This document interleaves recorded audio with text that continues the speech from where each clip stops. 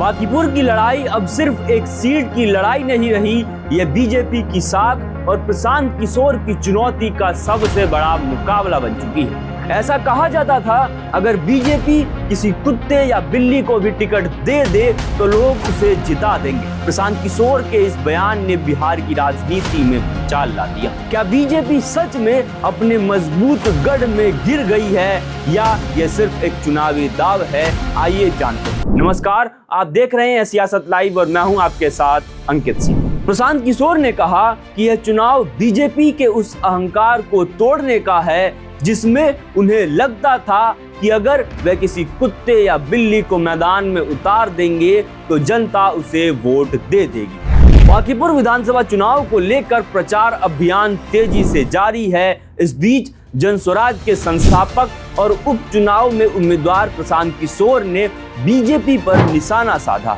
उन्होंने मुख्यमंत्री सम्राट चौधरी का भी जिक्र किया और कहा कि यह चुनाव सिर्फ बांकीपुर के लिए विधायक चुनने का नहीं है, यह बिहार के मुख्यमंत्री के तौर पर सम्राट चौधरी से बेहतर किसी को चुनने का चुनाव।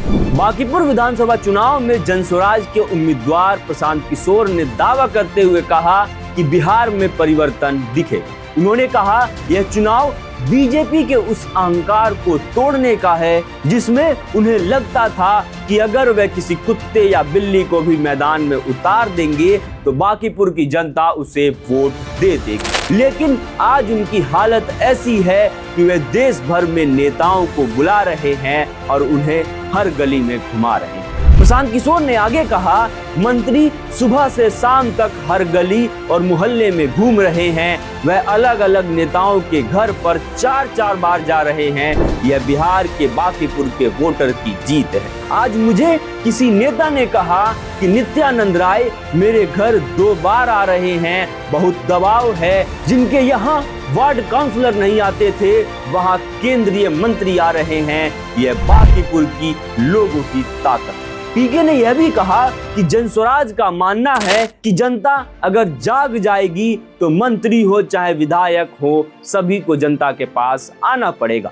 इन्होंने जो बना रखा है कि लालू यादव के डर से भाजपा और भाजपा के डर से लालू, वह जैसे ही खत्म होगा वह कितने ही बड़े नेता हों उनको जनता के पास आना ही पड़ेगा। जब प्रशांत किशोर से पूछा गया कि आपको बहरूपिया बताया जा रहा है, इस सवाल पर उन्होंने कहा, बोलने के लिए तो कोई रोक नहीं सकता।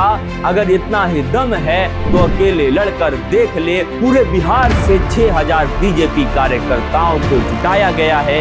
यहाँ से लेकर दिल्ली तक कोई नेता बाकी नहीं है, सब आ रहे।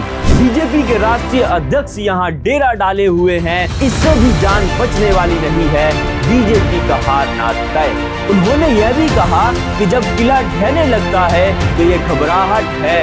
कल तक बता रहे थे कि मेरी लड़ाई आरजेडी से है, अब पूरे शहर में मेरा गलत पोस्टर लगाकर मेरा प्रचार कर रहे हैं। आपको बता दें कि बांकीपुर उपचुनाव के लिए 30 जुलाई को वोटिंग होगी, जबकि नतीजे 3 अगस्त को आएंगे। तो सवाल अभी भी वही है, क्या बांकीपुर में बीजेपी अपना किला बचा पाएगी या प्रशांत किशोर इतिहास में गिरेगी? आपकी राय क्या है? क्या पीके का दावा हकीकत बनेगा या बीजेपी एक बार फिर जीत दर्ज करेगी? अपनी राय कमेंट में जरूर बताएं। अगर वीडियो पसंद आया हो तो लाइक शेयर सब्सक्राइब करना ना भूलें और देखते रहिए सियासत लाइव। धन्यवाद।